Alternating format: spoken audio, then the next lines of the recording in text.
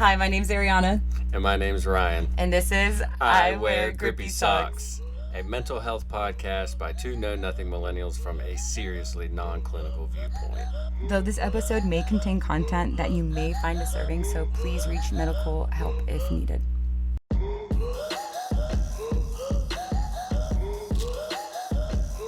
All right, guys, welcome back to another episode of I Wear Grippy Socks. I'm glad you guys are here to join us. This week, we're going to be talking about Halloween. It's just right around the corner. I know there's a lot to do with spirits and past life, and I know it has such a big impact this month on Ryan's life, actually. So before we get into it, like always, I would love to ask, how are you feeling today, Ryan? Feel good, feel optimistic, ready to take on the world. But not too good, not like I'm on drugs, just, high on life. That's good. That's a good step. I think I'm right there behind you. We've had such a good whirlwind with you guys, amazing people listening out there, and all the support we've had thus far. And we appreciate you guys immensely. But I know we're about to be heading back to North Carolina very soon and going back to Ryan's home roots. And there's a lot that I feel like your stomping ground has a lot of history of. Yeah, it'll be weird going back home. It is always bittersweet because obviously my family still lives there, but my friends who live there have pretty much all passed away. I know, because Halloween, I guess, is some kind of... I thought you just dressed up, but I guess it's some way to honor people who have passed away. And I guess that's what we want to do on this particular episode. Oh, be good. Yeah, I know. I love... there's a lot of cultures that celebrate death around this, the day Dia de Muerto. I'm totally butchering that, but there's some beautiful, also kind of spiritual and cultural things that I think come around this time of the year, and it's a good kind of, I think, topic to bring up. Yeah, and also I would like to say to anybody listening, this conversation will probably turn a little bit dark. Two of my best friends passed away in October, one of suicide, one from a drug overdose. So, yeah, buckle up, people. It's going to be a lot of fun. I want to talk a little bit about that and how losing friends has affected me in life. All right. Where do you think it starts, really? So, well, I guess to start off, there are a few people that we need to identify. We were all friends in high school, so it was me, obviously, my friend Jordan, my friend Michael, and my friend Tim. So we were pretty much we were very good friends in high school, and then I would say even after high school we continued to be pretty good friends because a lot of the people in our town obviously moved, they went to college, they got good jobs. We were kind of like the ones who just stuck around, and I guess maybe you could call us burnouts. I guess some people might call us that. But in high school, we were pretty normal kids. I mean, we all played sports. Jordan and Michael played basketball. Tim also played basketball. Michael played baseball. That's where I met Michael. So we were pretty normal kids in high school. The jocks. Pretty much, yeah. I mean, we pretty much ran our school, let's be honest. People used to call me and Jordan the gruesome twosome because if we showed up to your event, then it was going to get turned on its damn head. I can assure you that. Party. It was out of control. So in high school, we formed pretty good friendships, obviously. I mean, I would consider them to be my best friends. And so when I graduated high school, Jordan and I went to UNC Charlotte. We were 49ers, and we went for like 6 months. But honestly, both of us, we didn't really like it. I think that we missed home so much that's the reason, like, we ended up dropping out, because we miss everybody back home. There's where our people, like, a lot of people, I feel like they party a lot harder when they go to college. Like, we partied way less when we were at college. Like, the partying that we did in high school was much more intense than the party. Yeah. Which I feel like that definitely could be also, when you go to college, the big, seems like you were running your school pretty much. So to go from almost being, everyone literally knows knows your name, you're the head honcho of every party, to totally, you're a freshman, know nothing. Right. So that's definitely, I think, car, hard. nothing. We were out there just struggling. Such a different dynamic. Yeah, it was kind of nice. a little bit, but I feel like I miss like the partying and stuff. Mm-hmm. So, but it was funny because I mentioned it in a recording the other day. But at one point, so we were obviously still wilding when we were in college, but we were smoking weed in the dorm room one day, and the damn cops came in. Well, they tried to say that we were smoking, but we were using a vaporizer. So first of all, I was like, "Y'all are just straight up lying. Difference. Y'all are lying right now." But the cops ended up coming into the dorm room, and we got weed, obviously. I think we had like syringes because we were doing steroids at the time. Then we had HGH in the fridge. But what really screwed us over was Jordan had his brother's like prescription ibuprofen 800 on him. And for Damn. whatever reason, like having somebody else's prescription is illegal. So I'm sitting on the futon and they go to put a pair of handcuffs on Jordan. And one of the cops is like, you need to get another pair of handcuffs. So I sit up, on the futon and I'm ready for him to take me to jail. But they ended up putting both pairs of handcuffs on Jordan because he was so jacked. And then they ended up Oh my taking him. They only gosh. took him, and I was just sitting in the dorm just chilling. I kind of like just slid back, like Fuck. trying to act natural. Damn. But so after college, yeah, I think we left like March or April, of the second semester. We moved back home. We just never went back because we were like, man, we love it way more back here. And so we were back. We were back home. We were still chilling. It was funny because Jordan lived with Michael at one point, and so I pretty much also lived there. But Michael worked doing HVAC. Funny enough, so this was before I got into HVAC. Okay.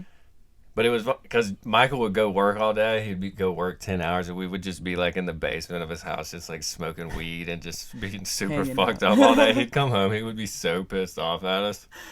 I've been working all day. So Michael ends up overdosing. August 14th, 2013. I was 20 years old. Me and Michael, I mean, we were very, very close at the time.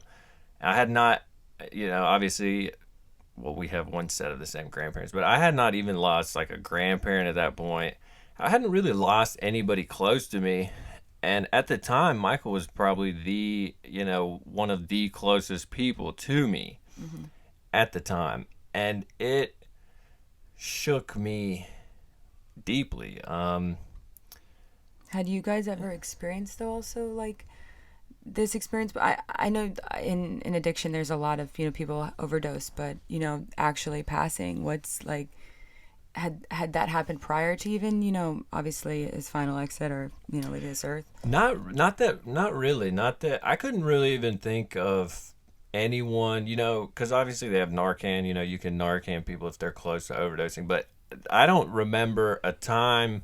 I'm sure we were close, probably without knowing, Mm-hmm. because we would drink, on Xanax, all kinds of shit that like, you can have respiratory failure or whatever. But up until that point, I would say that it never even crossed my mind that somebody could die. And I could still remember the morning that I found out because we had another buddy and he kept calling me at like 9 a.m. And I was like, the only reason he would be calling me this early is because he found some drugs and it's like a good deal and we need to get on it. And I was like, dude, it's like 9:30. Like, I'm not interested right now, call me back in 30 minutes. But that's when I found out, yeah, he called, I pick up the phone. He's like, Michael's dead. And I was like, oh my God, like, what do you mean? And to make matters worse, because he passed away of an overdose, his parents were out for blood. They were very pissed off. And so I became involved, and my friend Jordan became involved. Jordan actually had to talk to homicide detectives because they were trying to charge him with involuntary manslaughter. So that was interesting. And I don't really know why, because from the get-go, I was like, it's not your fault. Yeah. It is not your fault. I mean, he did not even, I mean, I feel like that's hard. Like when you're getting into also the level of drug use you guys were at. It's like also these are decisions you guys are making individually. So for sure, to put that onto someone else, I see where maybe his parents obviously are coming from. Like for that sure, that yeah. pain of losing a son, I couldn't imagine, and wanting some sort of like justification of someone's actions. But at the end of the day, that I couldn't even imagine what Jordan felt in that time, feeling like accused that he would try to harm or even like Yeah. do something to his friend Right. essentially. It was devastating to see because I mean, I would, we were just all a squad, if you will. Some were maybe, but we were all a very, very, very close knit group of friends, especially after high school when everybody else had left. So for me, especially looking in, because I'm like, I mean, I could see where his parents are coming from. Obviously you want to blame somebody, but at the same time, nobody made him do anything. We were all there doing the same things. Nobody, maybe we could have been better friends, yeah, but it's not like But I. when you say those sort of, this is the start really of the like addiction though, maybe I guess is in your storyline. I would say this is when it started getting, was it, you would say, like worse before this, or was this like one of the darker times right around So there? I guess I would say that up until that point, it was. I guess you could make claims that I had addictions to various substances. Like I talk about, I used to chug Robitussin in the school bathroom. I was bad off on like Xanax, Klonopin. But I feel like up until Michael died, it seemed to me like it was just like a party. You're just still having We fun. were still just having fun. So when Michael passed away, and so Jordan and I weren't even allowed at each other's. Like I could not go. Oh, he lived with his parents. I lived with my parents. We weren't even supposed to hang out. We were not allowed at each other's houses. So Michael's house was kind of like the common ground where everybody was allowed. Everyone was welcomed. So after Michael passed away, I was still living at mom and dad's. I was 20, and I hardly ever left the house. I feel like there were times where I didn't even have a phone. I pretty much just and I was clean-ish for the most part. I would see Jordan occasionally, but really it was just me and my brothers hanging out and just doing whatever. And I think the most, it was so nice that my parents gave me time. Yeah. It was so nice that they didn't make me rush out because I don't think they knew what to do. I don't really think anybody knew what to do. So continue on a few months. I'm still hanging out at the house. I'm not working. I'm not going to school. I'm really not doing anything. I started studying life, spirituality. I like studying Eastern religions. I felt like there was this void, and I felt like I had all these questions. I don't think I had ever, since no one close to me had really died, I don't think I had ever really thought about it. Yeah. We grew up going to Catholic church, so you hear heaven, hell, this and that, but until it actually hit me so closely, I don't think I'd ever really pondered a lot of life's biggest questions. Yeah, that I couldn't imagine going through something like that, and especially at 20. Like I'm as well very fortunate that I hadn't lost any big big pillars in my life either really, and I can't imagine first off losing a friend, and then having also the accusations on top, and then not being able to even talk to Jordan that much. I know you said you talked a little Yeah. here and there, like that is also such a big heart-wrenching thing, and then to be then also be questioning your spirituality and your religious beliefs.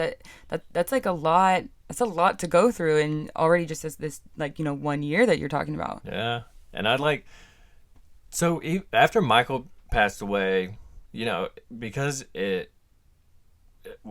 everything became, I think, more real at that point. And I really started to just be like, okay, what am I doing?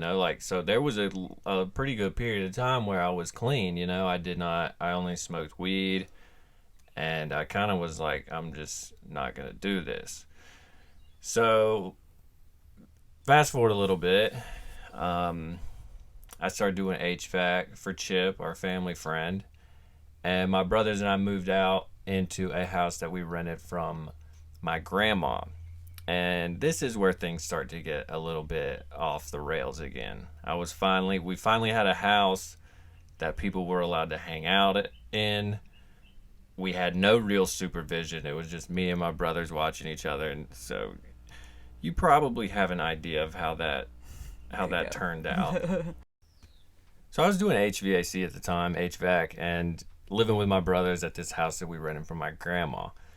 And at this time, Jordan and I started to get closer again. The problem, though, not that it was necessarily a problem, but I was doing HVAC and I was trying somewhat to stay on the straight and narrow path. But what happened, Jordan, he did not really have as good of a home life as I did. And he struggled very heavily with an addiction to prescription pills, specifically opiates. If anyone knows anything about opiates, it is very expensive. So Jordan sold, I mean, just an absolutely shitload of weed to support his habit. And I was like, okay, I'm trying to work. I'm kind of like halfway trying to do the honest thing. And he was out here selling all this weed now, so I was kind of like trying to distance myself from him a little bit, which I feel like is understandable. Well, me and my brothers decide it would be a good idea to let Jordan move in with us. And things really went off the deep end at that point. We both loved any kind of substance, really. I mean, we would abuse anything. We started getting drugs off the dark web. I mean, he was selling all kinds of stuff. I was like, my two rules were like, don't bring a ton of weed into the house, and please don't bring any unregistered firearms into the house, which I don't, well, you know how that goes. Yeah, I couldn't already like the what you guys were going through, and I don't know how it would be like. Obviously, the excitement of like moving in with your buddies anyway, and now you have your brother like on a non, drug premises is super exciting, and definitely anyone would get rowdy at any term. So like, I could see how that would like amplify, the situation. And how were even your parents at this point? Were you guys? Did they even?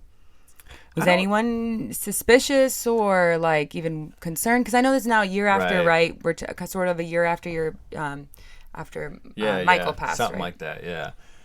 I was, I would say that they probably were not too suspicious, because we rented a house from my grandma, where my grandparents actually lived and my parents, it's all within a 1 mile radius, but we still, I feel like, did a pretty good job of like hiding Yeah, everything was what we were up normal. to. Yeah, But, surface level with everyone. So right. And I feel like it took me a while because like how it started is Jordan, like, so when I was living wherever and he was living back when he was living with his parents, so like he would be just absolutely begging me for rides. Like he'd be like, dude, I'm having such bad withdrawals. I'm so sick. Like, can you please give me a ride? Can you please give me a ride? And then so I gave him a ride, I'm soft. And he's your friend. right. And it's because that you shouldn't. It's like that you're enabling this behavior and you just I don't know, it's like I'm just soft, I guess. I don't want to say soft. I think that's just the emotion that you're going through. That it's still your friend, and also having, a year before losing another friend and having to go through that. I feel like we've talked about safe places too, and it seemed like also at the time Jordan also didn't have so much of a safe place either, so I Sure. could see that like push and pull, wanting yourself to do better, but then it's so hard when also your friend or the people you're around also are still not at that level where they also want to do better. Once again, I think we're so affected by the choices that the people we were around have a big impact on how well we're going to do, and it seemed still like you guys were at a very kind of dark moment still in your Yeah. life. I think it's funny too. I mean, because like even rewind when Jordan and I were in college together, everyone was like, don't do it, don't do it. It's not a good idea. Like, and we're just like, nah, it'll be all right. And then so like we continued to just like it seemed like no matter what, it was just like the whole gang, and we were just gonna do what we want. We had each other's backs. Like if you got money, I got money. If you got drugs, I got drugs, and it sucks because a lot of people make the comment, you were just like using buddies and this and that. I was like, no, we were buddies. I was friends with all these people way before like the drugs Even came into play. came Yeah. into play. Another big thing, Jordan with his addiction, he had degenerative disc disease. He was always getting me to step on his back and stuff. He was in a lot of like physical pain. Well, yeah, I could definitely. That's where a lot of the pain pills and all that stuff, and Right. how easily that could anyone, not any from any age or point in their life, how easy pain pills especially can be so addictive. Especially when your body's in so much pain constantly. I can only Yeah. imagine wanting to find the quickest solution to not for it not to hurt anymore. It definitely, I mean, it's the worst feeling of all time. Like having withdrawals after going through it, it's like, and I wish like, I don't know, I wish there was like a handbook for like helping people who are like addicted to drugs. Because I feel like people even ask me, how can I help? How can I help this person? I don't know. Yeah. There's such a fine line between like helping somebody and enabling them. And I feel like I have always just been an enabler. I feel like I have like left this like path of destruction literally everywhere that I have been. I think maybe it's not necessarily the hard part. I would say is that yeah, it's enabling, but like still having like the heart. Like I know there was a lot of if we jump a little forward, before you came down here, your mom was kind of sort of seemed to be at like her wits end and didn't know how to help you anymore. And when before moving to Florida, my dad was shocked that your mom wasn't going to help anymore. So but look at you're saying you don't she didn't want to enable those habits anymore. I feel like she'd been there. People are trying. There is a point where you have to. I think it's I obviously haven't gone through your experiences and I can't imagine the stuff you've gone through, but I bet it wasn't easy at all at making the decisions you did. And no one wants to go, ruin people. I wouldn't say ruin lives, but you know what I mean? Like Right. really have, you guys were going through a freaking a lot. And at the time, it's like you don't really think about it. Like obviously I was using drugs and it was like that was my way of helping, in a weird because I see this I see them struggling and I feel like it helps in the short term, but in the long term, my behavior and the way that I have impacted my friends' lives has been, profoundly negative, I would say. Yeah, but then it's also about how but you're look at you now though. You're already starting to though identify things, currently like being able to see also and look back. And even while we're going through it, even if we're like going through something and we can realize it's maybe the wrong decision or something, it's at least in your heart, and there is the potential to like do better. And I definitely feel like you're 100% on that path now without a doubt. And Right. hopefully, hearing people can also hear this and listen to this. And I know we don't like to give advice whatsoever, and that's hard to know what is the right and wrong decision. I think I've asked you also, like you just said a million times, like what do you want me to do, or how would you need help, and part of it's just if the person wants the help. I feel like Right. But I guess ultimately, going back to like Jordan, he did not have like the world's best home life, and so like I was saying, we let him move in, and I feel like ultimately it ended up leading to his demise. I mean, we started buying drugs off the dark web. I mean, everything. He was selling a ton of weed, like I said. And so one day, even we were all hanging out at the house, and somebody overdosed. Somebody OD'd. They had to go to the hospital. The next day, I think the cops were there. Jordan had a lot of weed in the house. He had like 2 pounds of weed, and he already had felony charges. And he was like, "Dude, I cannot, I can't risk it." I wasn't there personally. They ended up not coming in because they didn't have a warrant. But what? Not even 2 weeks later, because Jordan had to flush all his weed. He was like balling for my standards. I mean, the dude was absolutely balling. And then not even I'm not sure how long it was after the cops came to our house, but he ended up moving back home. And so one day I was hanging out, or no, I was at work, and I was texting Jordan. I was trying to hang out with him, and I texted his mom. I was like, I can't hear from Jordan.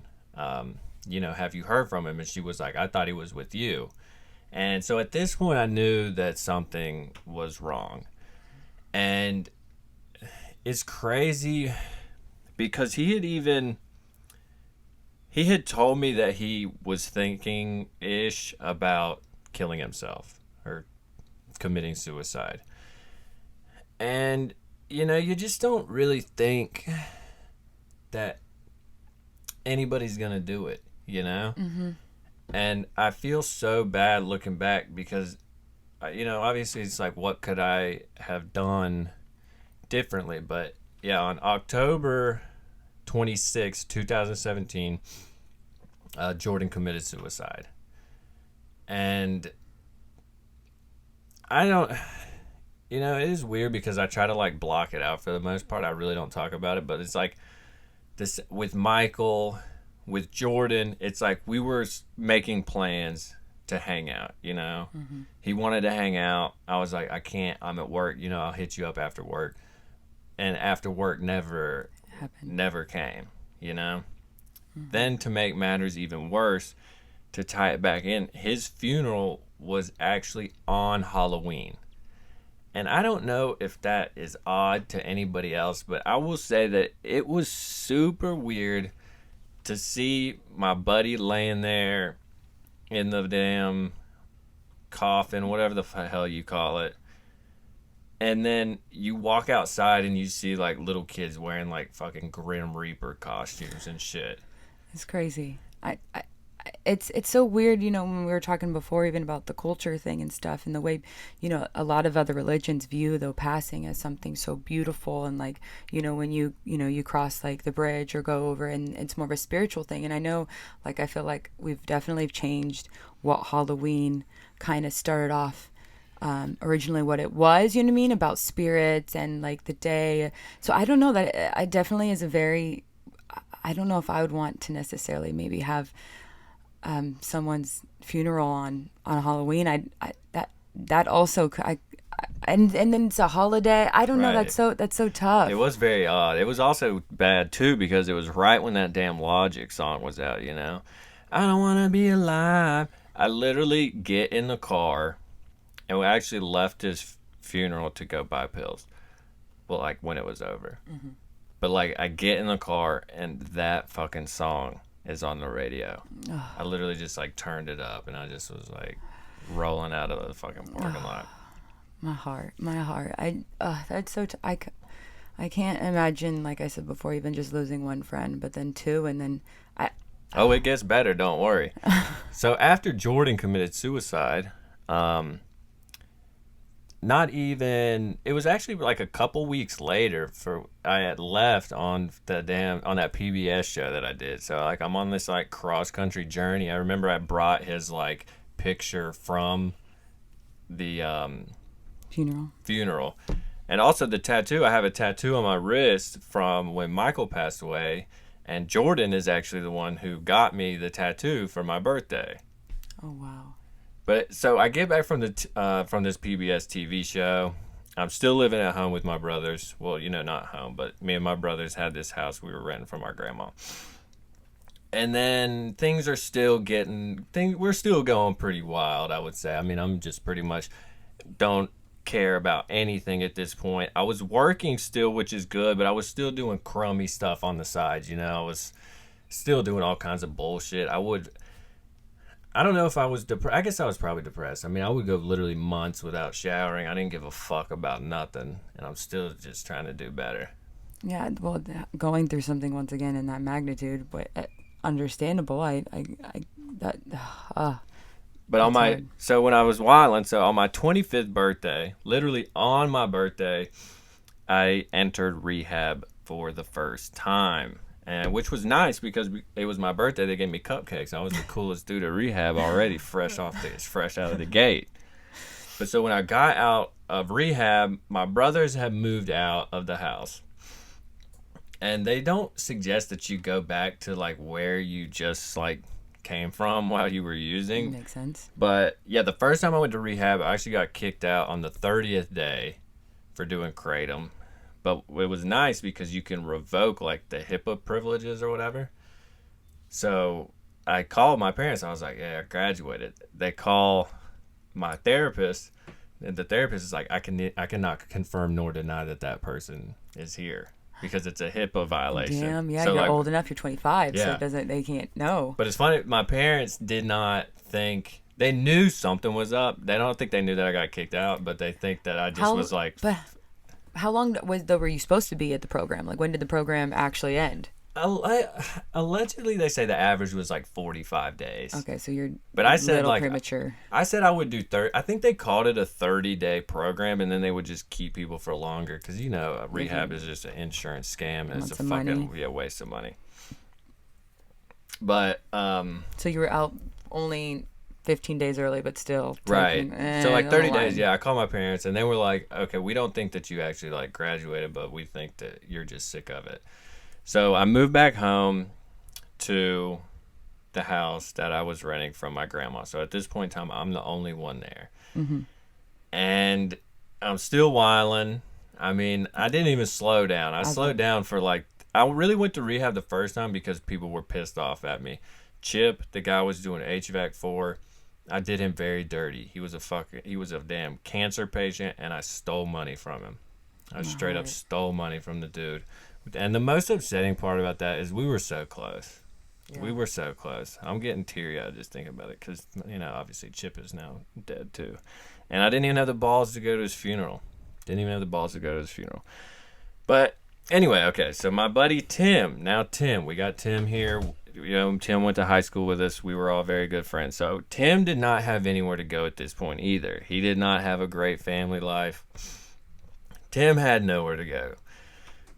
And he wanted to move in with me. And I'm like, I didn't really want him to just because I knew what that would involve. But I was like, my man's got nowhere to go. Whatever. So Friend. I let Tim move in and we got very close, I mean, naturally. It was just the two of us. My grandma loved him. I mean, I would help him he did drywall. I would help him on jobs. We'd do a little meth, do a little drywall, it's just. But then. So Tim's problem was Tim had 2 kids and he had problems with his baby mama. And I guess, I don't really know what that's like. I don't know what it's like when you have kids, you're trying your best. You're trying to see your kids and like your kids are being kept from you. I can't imagine what that's like. Mm-hmm. So we're still whiling. One day I find a suicide note that Tim had wrote. And that, it wasn't necessarily shocking because I feel like every drug addict, in a sense, is suicidal to a degree. Like, you're not necessarily trying to kill yourself, but you're not, like, not trying to kill yourself. You know the harms that come with pumping all these substances in. So, like, I found this note, and, we tried to hash it out, and he's just like, all right, yeah, I'll keep trucking along. So we keep trucking along. We're bad off on fentanyl at this time, meth, really whatever, heroin. We're IV and meth in the morning, and I really wasn't. I feel like big into meth, and then he moved in because he was like, man, no, he was like shooting meth is so much better than shooting heroin, and I was like, well, Jesus Christ, that's all you gotta say. But then one day, so sometimes his kids would come over to the house with his baby mama, and we'd all chill, doing whatever. Not meth at that point. But one day, so I wake up one day and I hear like this weird noise on the couch. And I think it's like maybe his kids. The house, the door's open. Anybody could come in, this sucker, at literally any point in time. I was like, okay, he invited somebody over, whatever. My room was upstairs. No door on the damn room. No door in the damn bathroom. It was some weird feng shui shit. But I wake up. And the worst part, too, is probably for like an hour, I hear this like weird-ass sound. I'm like, what the hell is going on? Well, I walk downstairs. Tell me it's not Tim breathing. Tell me my man's not straight up overdosed on the couch right now. So I start freaking the hell out because I've done a lot of drugs. I mean, but I don't know if it was just like because we had a good high tolerance or whatever, but no one had ever overdosed in front of me. Yeah. So, I don't know what that. Luckily, we have some Narcan at the house, which is like the overdose. Who had that? Did you guys have already had? Was that bought previously because of the past experience, or it was gifted to us, because someone was like, "You guys are wild, and like you need to take this." Oh wow! And what it is, so it comes in a little vial. There's a couple kinds. You can like get a nose spray, but we had the kind that comes in a little vial, and it comes with like a big syringe, so. you could, shoot it in somebody's leg. Stab him. Well, the problem was that we had already used that syringe. So I had to take the syringe that he had just used to shoot up. Yeah. So I had to put the damn Narcan in that. I'll shoot it in his leg. I got 911 on the phone. They get there. They think that he's overdosing on meth because whatever happened, his heart rate got up to like 170 beats per minute. Holy crap. So I'm like, Jesus Christ, this is not good. So I dispose of the evidence, naturally. They load him up on the stretcher. And then I go out to the hospital. Well, I get there, and I've never been in this situation. I didn't really know how to handle it. So I asked the nurse, I was like, pretty much, is he going to die? Yeah, like, is the fuck? dude going to die? I'm going to tell his family. So she's kind of like, I don't know if they can't say or like, but she made it definitely seem like he's peeing black. His kidneys are shutting down. I was like, Jesus Christ. Yeah, it's scary. So I call his brother, which was not, how do you call hey man, your brother's in the hospital. I don't know if he's going to survive. Well, they get out to the hospital, completely different story. I don't want to say he's fine, but like, they're like, no, he's going to be And I was like, well, damn, lady, like, I wish you had told me that before I called his family and, like, worried him. Scare me to death, yeah. And you. And, that, yeah, as a whole. So, Tim gets out of the hospital, still wilding. Everybody's still wilding. We're all still wilding. He actually tried to go to some rehab in, like, it was, like, 2 hours away. He says, the hell with this place. So he starts walking back. Like, he starts just literally walking. Like, it's a 2-hour drive. And my man just starts walking, hitchhiking. He eventually makes it back to town. Holy crap. And around this time, I go to rehab again. I was in rehab on my 25th birthday. I went in March of... So I turned 25 in 2018. So August 2018 is the first time I went to rehab. I was there again in March, and then I was there again in September. So, but when I had gone to rehab, when I went to rehab the second time, I ended up moving into a sober living, and my grandma took all my stuff out of the house so that my brother could move in there. But Tim at this point was kind of... So I was in Asheville in sober living. Asheville is probably 30-ish minutes away from like our hometown. And so me and Tim were, we're still good friends. I was looking back actually on some of like our Facebook messages, and he's talking to me about like the Narcan. He was like, "You saved my life. How can I ever repay you?" This and that. And I was like, well, to be honest, when you were in the hospital, man, I took about $200 out of your wallet so I could buy some heroin, so we'll call it even. We're equals now. I was like, we're even, don't worry about it. But I guess at this point, I'm like halfway trying to get clean. And it sucks because like when you start trying to get clean and everybody that you know and you love and you care for is using, it's like... You don't want to, like, I don't want to say leave these people behind, but it's like you're put in such a tough situation between, like, I can you want to help, I want to be there for people, but it's like at the same time, I know what comes with that. Like, it will turn sour before it turns not sour, Mm-hmm. So, like, when I was staying in sober living, I was looking back and I got messages from him. He's like, I actually wrote some of them down. And I was like, yeah, how you doing, man? He's like, I've been kind of depressed, but it's getting better. He's like, I got back with my baby mama and she left me for some other guy again. I was like, she's an old trifling ass. Mm-hmm. And, but I told him I was staying at a halfway house because I was at rehab and I didn't have my phone for a while. So like, we're kind of just touching base. I was like, yeah, I'm at a halfway house. I got 2 drug tests a week, blah, blah, blah. I need some accountability. He's like, yeah, you and me both, He said it's worth it, to stay in sober living. He said it's hard to stay clean without something like that. I only have a credit card, no cash, and I can honestly say it's kept me from slipping up many times. I know I'm not ready to have control over my money yet, which I get, as an addict. Money is, a big trigger. A lot, if you're just getting clean, you don't need expendable income. That's what, like, a lot of times they even suggest not even really working in early recovery, because it's like that can be so dangerous. The tempting. But then he goes on to tell me, yeah, he's like, thanks, you saved my life with the Narcan, whatever. He's like, we should have a bonfire.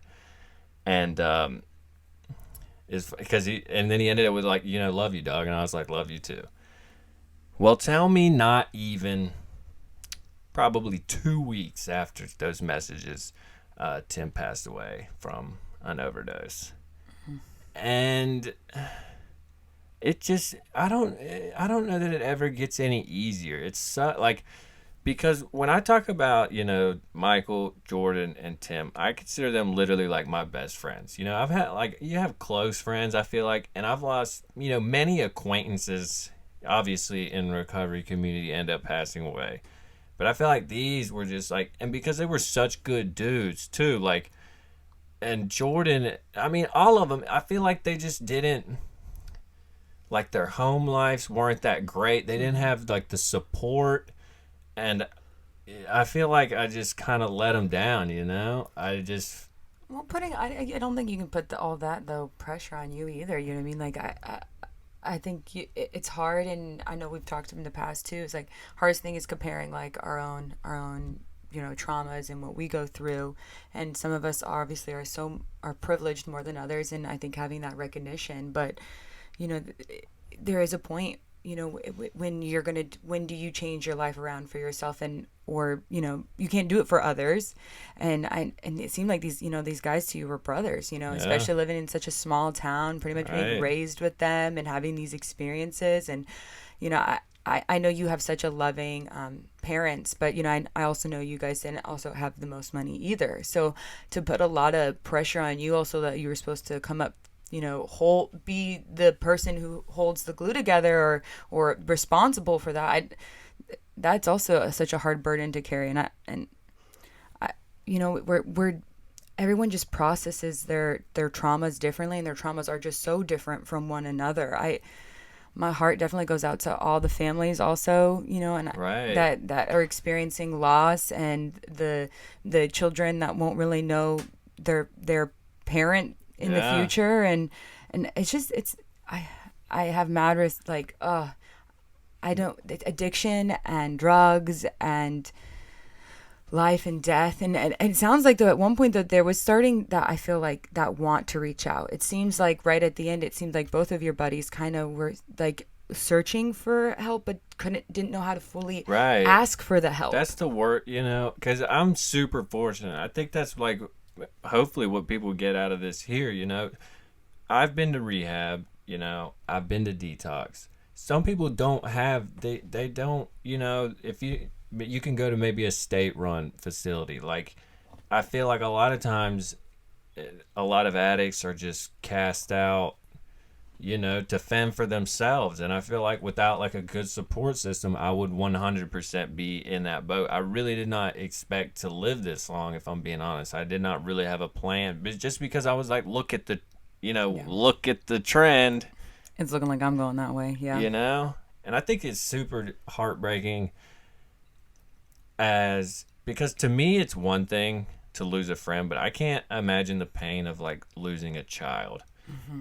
And I will say that it's so devastating too, because it's like, even I can remember Michael, it's been almost 10 years since his funeral. And I can remember his dad even, he was like, Michael thought the world of you even when I didn't, Damn. So it's like, it's so difficult, because I want to show my face. I want to be there. But at the same time, it's like, maybe if I had done something differently. Yeah, but you also have to take care of your, where you're at now too, and all the stuff you've gone through. It's hard between yourself and any decisions we make. It's like putting yourself, do you put yourself, do you prioritize yourself, or how do you help others, or how do you not help others, or how could we can play the coulda, shoulda, woulda game, True. and I think it's also about you are obviously starting the recognition, like recognizing, what had happened and being able to talk about it. And I think hopefully being able to, keep their stories alive even. And maybe you will be able to help impact other people, and maybe people can reach out sooner than, before.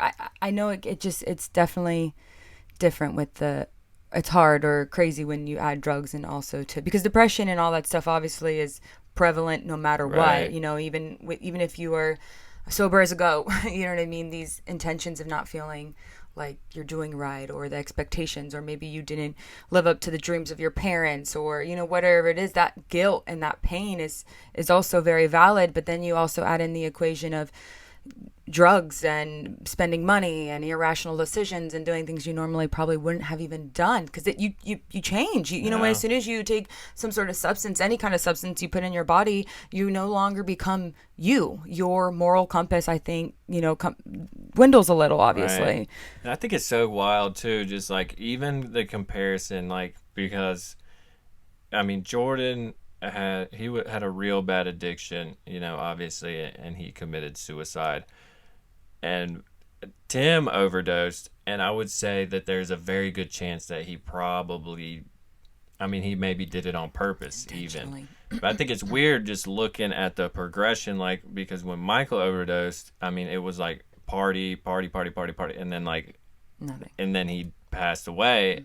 And I feel like it was like the last, after that it shifted from, it wasn't the party, it was like it switched into like, okay, we're all super depressed, and we're not using for fun, like we're using just to feel normal, just to like, Get through the day. Yeah. so Mask the pain. right, like I think Michael, I don't think he was depressed at all. I don't think any of us up to that point were depressed. And then, like, I think when you look at like Tim, his overdose, I would say it more than likely was probably on purpose. Yeah, that intentional. And that's just so, drugs are, it's hard. And that's the thing, as you were saying before, it's like, especially when you're doing all these taking all these substances, you don't expect, that we're going to party, it's just fun. It's fun at the beginning, and it's a thrill. And especially when you're talking about the age range you were at, and I know we're still young, and we still have a lot of life left in us. You do. And that's a lot. You change so much, especially in your 20s. You had that big pivotal moment, with the first friend passing just at 20 years old. Like, we're still teenagers. We're still kids at that point. And then just everything starts I couldn't imagine the mindset of your friends group. And then it becomes almost numbing to, okay, like, just the way you're talking about it. Like, you didn't expect to live. You didn't expect to be here. So All right. that's, So now we're just winging it. But I feel like if anything can come out of this episode, I just would like to say, if you're guys, don't be afraid to, if you're struggling, don't be afraid to ask for help. Don't be afraid to talk to people. I mean, I know it sounds stupid. I know people hear it all the time, but it really, and if you think that somebody is struggling, just ask them. Like, don't be afraid to ask people you're close with if they're struggling, if they need help, if they, and I guess what we're trying to do is just, we're trying to end the damn stigma. We are drug addicts.